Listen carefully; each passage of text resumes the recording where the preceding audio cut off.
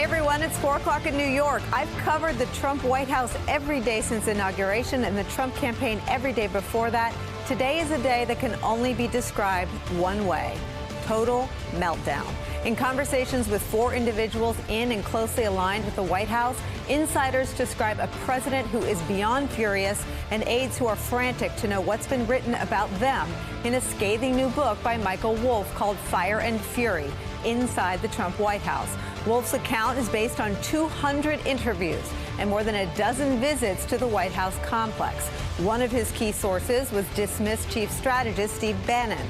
Among the most damaging revelations are ones like this about Russia and that infamous Trump Tower meeting with Russian lobbyists. Quote, the 3 senior guys in the campaign thought it was a good idea to meet with a foreign government inside Trump Tower in the conference room on the 25th floor with no lawyers. They didn't have any lawyers. Even if you thought this was not treasonous, unpatriotic, or bad bleep, and I happen to think it's all of that, you should have called the FBI immediately.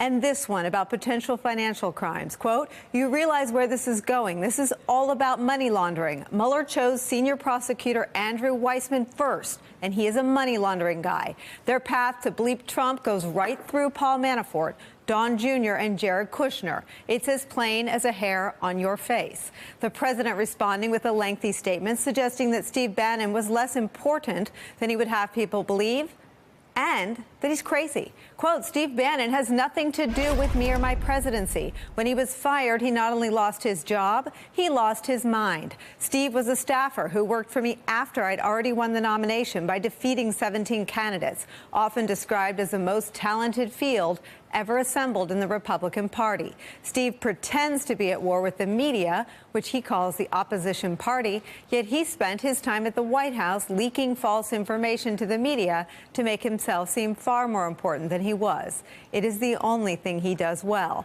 Steve was rarely in a one-on-one meeting with me and only pretends to have had influence to fool a few people with no access and no clue, whom he helped write phony books. The subject overwhelmed the White House press briefing today. Sarah Huckabee Sanders facing questions like this. Did the president's son, Donald Trump Jr., commit treason?